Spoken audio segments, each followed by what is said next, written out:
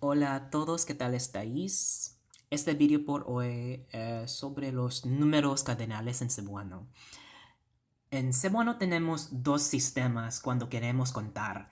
Tenemos el sistema indígena y el sistema hispánico.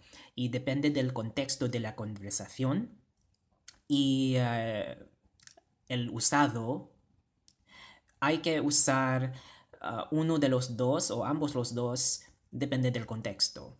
Y por este sistema, el sistema indígena, desde 0 hasta el número 10 tenemos wala, usa, duha, tulo, upat, lima, unom, pito, walo, siam, napulo.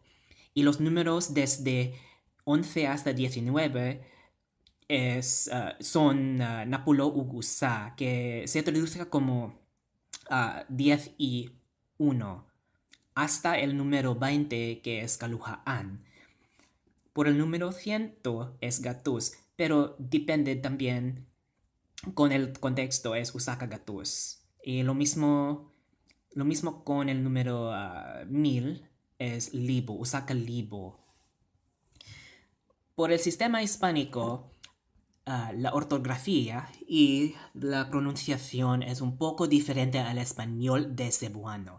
Y vamos a verlo. Bueno, cero es cero, porque cero, la C, el sonido C, no existe en cebuano. Usamos el sonido sa, s, porque th no existe. Y bueno, tenemos 0, 1, 2, 3, 4, 5, 6, 7, 8, 9, 10.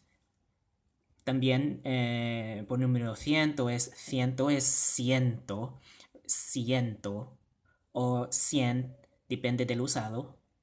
Y por mil es mil. Y además la ortografía no son lo mismo. Es un poco diferente. Bueno. ¿Y qué es? ¿Qué más? ¿Qué más? ¿Qué más? Bueno, creo que es eso.